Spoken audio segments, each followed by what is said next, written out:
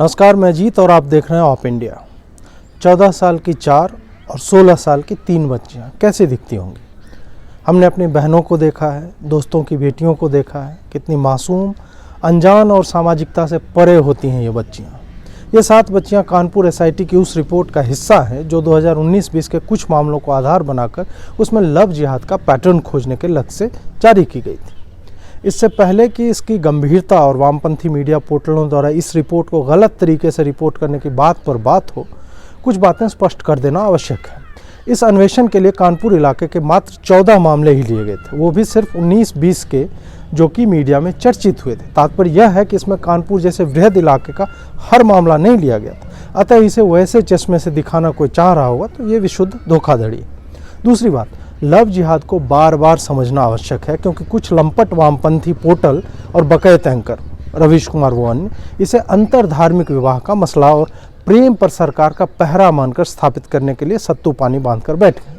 Love जिहाद की प्रचलित या स्वीकार्य परिभाषा में इनमें से एक या कई बिंदुओं का सत्य पाया जाना आता है, जैसे कि प्रेम की शुरुआत में ही मुस्लिम लड़के की पहचान का छुपाना, स्वयं को गैर मुस्लिम बताना, गैर मुस्लिम लड़की को बहलाना फुसलाना, बिना सहमति के निकाहनामे पर हस्ताक्षर लेना, कथित लड़की का जबरन मत परिवर्तन कराकर मुस्लिम बनवाना या ऐसा करने के लिए लगातार दबाव बनाना, निकाह शादी के बाद उसे सिर्फ शारीरिक उपभोग की वस्तु मानकर अपने परिवार के मर्दों दोस्तों के साथ जबरन सोने को मजबूर करना, लड़की को सबक सिखाने के लिए उसका बलात्कार या सामूहिक बलात्कार करवाना, लड़की को बदनाम करने के लिए प्रेम के ढोंग के बाद उसकी तस्वीरें वीडियो आदि वायरल करने की धमकी देकर ब्लैकमेलिंग करना, लड़के की धोखाधड़ी का हिस्सा न बनने पर, इस्लाम न अपनाने पर बलात्कार या हत्या। ऐसा कोई भी कुकृत्य जहां मकसद लड़की को मुस्लिम बनाना हो, न कि प्रेम या शादी।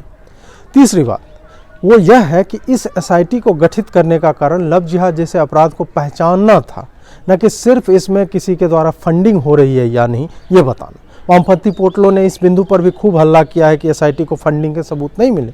14 मामलों में फंडिंग का सबूत न मिलना इसके यानी लव जिहाद के संगठित अपराध न होने की पुष्टि नहीं करता, बल्कि सिर्फ इन मामलों में ऐसा न होने की बात करता है। अब बात करते हैं कि इन 14 मामलों में क्या वाकई 8 मामलों में लड़कियों की सहमति थी, जैसे कि द वायर और एनडीटीवी आदि ने रिपोर्ट किया, जबकि उत्तर प्रदेश की पुलिस ने सामने आकर कहा कि 14 में से 11 मामले में ऐसे सबूत मिले जिसमें धोखाधड़ी, नाबालिग को भगाना, नाबालिग से रेप, नाबालिग से गैंग रेप, ब्लैकमेलिंग, नाम बदलकर दोस्ती का ढोंग, दूसरी पहचान से आधार कार्ड बनवाने, जबरन मुस्लिम बनाने की बात, जबरन मुस्लिम बनाने का दबाव से लेकर सहमति के बगैर जबरन संबंध बनाने जैसी, गैंग रेप जैसी बातें। इन वायर वालों का शायद फ्यूज उड़ गया होगा, क्योंकि हमारे पास जो रिपोर्ट है उसमें तो बाकायदा टेबल बनाकर ऐसे 11 मामलों में 13 लड़कियों के साथ जो जो अपराध हुए हैं उसकी धाराएं और केस की प्रगति का ब्यौरा दिया हुआ है, जिसे द वायर या एनडीटीवी के मंदबुद्धि पत्रकार जो से समझ नहीं सके। इन दोनों संस्थाओं ने यहाँ तक लिख दिया कि 8 मामले में सहमति थी और 6 मामले में जाँच जारी है। इनकी बात मान भी ले तो भी शारीरिक संबंध की सहमति हो और जबरन इस्लाम कबूल कराने की बात हो तो क्या उसे अपराध नहीं मानेंगे, क्योंकि लड़की ने सहमति से संबंध बनाए थे। सहमति प्रेम की हो सकती है, लेकिन क्या द वायर यह मानकर चलता है कि लड़की ने लड़के से बातचीत की और यह स्वीकारा कि वो उसके साथ सहमति से भागी थी, तो कालांतर में उसके साथ उस लड़के के दोस्त बलात्कार करेंगे तो उसे अपराध ना माना जाए। द वायर का तर्क बिल्कुल ऐसा ही है, क्योंकि हमने हर मामले को विस्तार से पढ़ा है और पाया है कि भले ही कुछ मामलों में लड़कियों ने यह बयान दिया है कि वो अपनी सहमति से लड़के के साथ गई थी, लेकिन उसके बाद जो हुआ वह भारतीय दंड विधान की धाराओं में अपराध की ही श्रेणी में आता है। ऐसे मामले हैं जहां लड़की को पता भी नहीं है कि उसने जिस कागज पर वकील ने उसे हस्ताक्षर करवाया वो निकाहनामा था। ये वामपंथी इतने गिरे हुए और जलील हैं कि इन्हें ऐसे 7 मामले नहीं दिखे जिसमें 14 और 16 साल की बच्चियों के बयान हैं कि उनके साथ या तो रेप हुआ या ब्लैकमेलिंग या जबरन धर्म परिवर्तन का दबाव। इन बच्चियों में से कई बच्चियां दलित हैं। इन्हें साथ भगाने वाले सारे लड़के बालिग और इनका रेप और गैंग रेप करने वाले भी। क्या घर के सामने रहने वाले लड़के को पता नहीं होगा कि इस लड़की की उम्र क्या है और एक नाबालिग को भगाना स्वतः एक अपराध है? इतनी नीचता किस पत्रकार में होगी कि वो इन 7 बच्चियों की हालत पर विचार करना तो दूर, उनके अस्तित्व को ही नकार रहा है। द वायर या एनडीटीवी अगर वाकई इस रिपोर्ट को पढ़कर समझने की कोशिश ना भी करते तो भी एक कॉलम में बालिग या नाबालिग लिखा होना उनकी रिपोर्ट के लिए काफ़ी होना चाहिए कि यहाँ मुस्लिम लड़के क्या कर रहे हैं। किसी भी वामपंथी संस्था ने इस तथ्य को देखा ही नहीं कि न सिर्फ 14 मामलों में से 11 मामलों में 13 लड़कियों ने, 2 मामले में 2-2 लड़कियां पीड़िता है, स्वयं को पीड़िता बताया है और इन सारे लड़कों पर 1 से ज़्यादा अपराधों की धाराएं चल रही। पता नहीं किस रिपोर्ट से 8 मामलों में सहमति की बात ये लोग ले आए। साथ ही यह बात जानना भी आवश्यक है कि 6 मामले में से जांच जारी है। ये कहने से वह 6 मामले गायब नहीं हो जाते, वो आने वाले समय में सही भी साबित हो सकते हैं। यह लिख देना कि योगी की एसआईटी तो योगी के उन दावों को सही नहीं ठहरा पाया कि लव जिहाद के मामले बढ़ रहे हैं, अलग स्तर की धूर्तता है। क्या इस एसआईटी का उद्देश्य यह जांचना था कि लव जिहाद के मामले बढ़ रहे हैं या घट रहे हैं? जी नहीं, इस जांच का एक उद्देश्य था कि कानपुर के एक ही इलाके से, जूही कॉलोनी से लगातार ऐसी घटनाएं सामने आ रही हैं, इसमें क्या सच्चाई? इसी रिपोर्ट के आखिरी पन्ने पर स्पष्ट तौर पर लिखा हुआ है कि कई मामलों में अपना नाम बदलकर दूसरे समुदाय की लड़कियों से मित्रता कर उनसे निकाहनामा किया गया। निकाहनामा में नाम परिवर्तन के अलावा और कोई विधिक प्रक्रिया का पालन नहीं किया गया, न ही किसी के द्वारा स्पेशल मैरिज एक्ट के तहत विवाह किया गया। साथ ही आर्थिक सहयोग की बात को नकारते हुए स्पष्ट शब्दों में यह लिखा गया है कि उक्त प्रकरण हिंदू मुस्लिम जैसे 2 अलग अलग समुदाय से संबंधित है, जिसमें कानून एवं शांति व्यवस्था बनाए रखने हेतु पर्याप्त सतर्कता बरतने की आवश्यकता है। या तो इन कथित पत्रकारों को हिंदी समझ में नहीं आती, या ये लोग धूर्त और बेईमान हैं जो पहले यह तय करते हैं कि उन्हें रिपोर्ट में क्या लिखना है, भले ही वास्तविकता कुछ और ही हो। एक तरफ तो यही गिरोह यह भी कहता है कि लव जिहाद की कानूनी परिभाषा है ही नहीं, और दूसरी तरफ ये भी कह रहे हैं ये लोग कि योगी का दावा खारिज हो गया कि लव जिहाद के मामलों में वृद्धि हुई। जब परिभाषा ही नहीं है और 2 साल के मात्र 14 चर्चित मीडिया द्वारा ज़्यादा रिपोर्ट की गई घटनाओं की ही जांच हुई है, तो फिर यह किस हिसाब से साबित हो गया कि लव जिहाद के मामले घट रहे हैं या बढ़ रहे हैं? चूँकि भाजपा शासित राज्य कानून बना रहे हैं, इसलिए इन सारे वामपंथियों की और ये पूरा वामी इस्लामी गिरोह जो है उनकी सुलगी हुई है। मध्य प्रदेश, हरियाणा, उत्तर प्रदेश और कर्नाटक जैसे राज्यों ने लव जिहाद पर न सिर्फ चर्चा शुरू की, बल्कि योगी आदित्यनाथ की कैबिनेट ने तो अध्यादेश भी पारित कर दिया। जो नेता कल तक इस शब्द पर बात टाल देते थे, वो अब मुखर होकर मान रहे हैं और जन समर्थन जुटा रहे हैं कि हिंदू बच्चियों को गलत मंशा वाले मुस्लिम लड़कों से बचाना उनका उद्देश्य है। यह राजनीतिक बदलाव समाज के लिए नई धारा सदृश है, जो देर से आई है पर आई तो है। इस मसले को देखने का दृष्टिकोण बदलना आवश्यक था, क्योंकि अभी तक ऐसे मुद्दे लगातार उपेक्षित हो रहे थे और इन्हें मौन सहमति मिली हुई। पिछले कुछ सालों से जब इस मुद्दे पर चर्चा होने लगी, तभी से वामपंथी गिरोह इसका उपहास वैसे ही करता था जैसे इस्लामी आतंक लिखने पर किया करता था। 2014 के आम चुनाव में इस मुद्दे को छुआ भर गया था और सोशल मीडिया के त्वरित प्रादुर्भाव ने ऐसे मामलों को आम जनता के सामने लाना शुरू किया। जब कानपुर में एक घटना रिपोर्ट होती है तो पटना वाला कहता था कि ऐसा तो उसकी भी गली में हुआ, भोपाल वाला भी सहमति देता और लोकल मीडिया का लिंक भी। तब लोगों के बीच सूचनाओं के आदान प्रदान ने वृहद जन चेतना पर दस्तक दी और लोगों में इसकी स्वीकार्यता बढ़ी।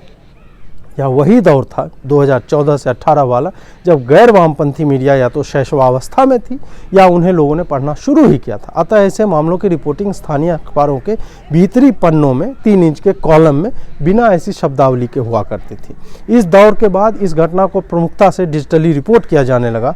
हेडलाइन में मोहसिनों, शाहरुखों, सलमानों, अब्दुल्लों के नाम के साथ उनके कुकृत्यों को लिखा जाने लगा। इसके बाद बाकी लोगों को लगा कि रिपोर्टिंग ऐसे भी होती है। अगर हमने ऐसा नहीं किया होता और इन पापियों के नाम छापने ना शुरू किए होते, तो ये अपराधी जो हिंदू बच्चियों के साथ तमाम दुष्कर्म करते रहते हैं, राहुल बदला हुआ नाम और आरोपित मुस्लिम समुदाय है की जगह समुदाय विशेष से ताल्लुक़ रखते हैं लिखकर ये टाइम पास होता रहता। अब समय यह है कि आम जनता अपने जनप्रतिनिधियों पर लगातार दबाव बनाए और इन कानूनों के बनने की सिर्फ चर्चा न हो, बल्कि वो कानून बने और ऐसे राक्षसों को कड़ी से कड़ी सजा का प्रावधान। वामपंथी गिरोह जैसे कि जानते हैं कि आतंकवाद का मजहब है और इस्लामी आतंक से पूरा विश्व परेशान है, फिर भी कोई मजहब नहीं होता है, उसकी डुगडुगी बजाते रहते। वैसे ही वो जानते हैं कि मुस्लिम लड़के संगठित तरीके से लव जिहाद को लेकर सक्रिय हैं, इसलिए ही वो अचानक रूप से इस कानून की आहट सुनकर तत्पर हो उठे। वो यह जानते हैं कि भाजपा को जन समर्थन भी है और आम बोलचाल के विषयों में लव जिहाद जगह पा चुका है। ग्रूमिंग जिहाद अपने पैर लगातार पसार रहा है। अगर बेगूसराय के किसी गांव में 50 साल का कोई व्यक्ति इस बात को देखकर आश्चर्यचकित होता है कि बगल के मुस्लिम गांव के लड़के शाम में कान में फ़ोन चिपकाए हुए हिंदू गांव में क्यों टहलते हैं, तो उन्हें यह परिभाषा मदद करती है इस अपराध को समझने में। वो यह पूछते हैं कि साप्ताहिक हाट पर मुस्लिम लड़के सब्जी खरीदने तो आते नहीं, तो आते क्यों हैं? वो यहाँ पूछते हैं कि दुर्गा पूजा के मेले में मूर्ति पूजकों को अपना जन्मजात दुश्मन समझने वाले लौंडे लुंगी में टहलते हुए क्यों आते हैं इधर। ऐसा नहीं है कि उन्हें यह वास्तविकता पता नहीं कि आज के दौर में उनके गांव में वो लड़के क्या करने आते हैं। वो जानते हैं कि उन्हीं के गांव की लड़कियां उन्हें उधर आमंत्रित करती हैं। वो इस बात को लेकर भी चिंतित होते हैं कि उनके माँ बाप क्यों नहीं इन बातों का संज्ञान लेते हैं कि उनके घरों की नाबालिग लड़कियां फ़ोन पर किन्हें बुला रही हैं और क्यों एक मुस्लिम लड़का उनके घर के आसपास मंडराता रहता है। ये प्रेम नहीं है, ये ग्रूमिंग जिहाद है, जिसके दायरे के भीतर लव जिहाद आता है। आपकी नाबालिग या बालिग लड़कियों को ये मुस्लिम लड़के ब्रेन वॉश करते हैं और वो कुछ ही दिनों में सर ढकने से लेकर खजूर खाने पर आ जाती है।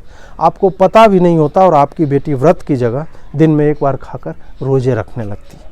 कहने के लिए संवैधानिक मूल अधिकार वैयक्तिक स्वतंत्रता के अधिकार के अंतर्गत आता है, लेकिन इन अधिकारों का पटाक्षेप कई बार एक सूटकेस में बंद मुड़ी तुड़ी लाश या फिर नहर में बहते मानव मांस के टुकड़ों के रूप में होता है। इसकी परिणति अपने ससुर और देवर, पति के दोस्तों के द्वारा गैंगरेप किए जाने के रूप में भी होती है। तब उसे याद नहीं आता कि उसने जो पिता के द्वारा दर्ज करवाई गई एफआईआर के विरोध में वीडियो बनाकर कहा था कि मैं सरताज के साथ अपनी इच्छा से रह रही हूँ और मेरे पिता ने हम पर झूठा केस किया। कितना बड़ा झूठ था।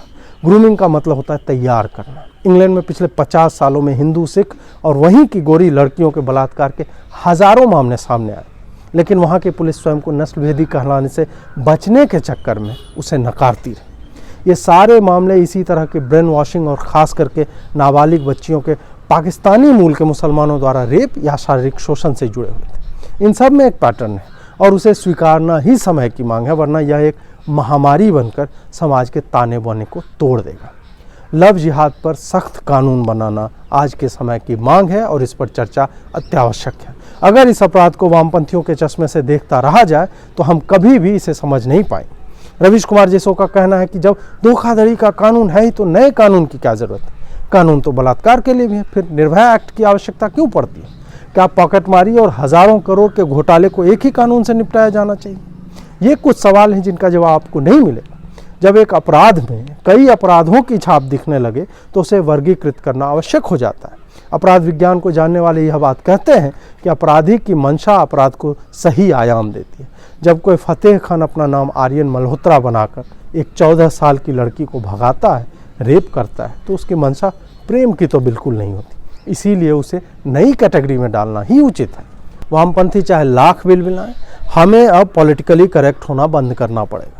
जैसे इस्लामी आतंक को रेडिकल इस्लामी आतंक कहने की जगह फ्रांस और जर्मनी की सरकारों ने सीधा इस्लामी आतंक कहना शुरू किया, वैसे ही जहां मंशा काफिर लड़कियों को रेप, जबरन धर्म परिवर्तन, धोखे से नाम बदलकर प्रेम जाल में फंसाने की हो, वहाँ हम लव नहीं जता सकते।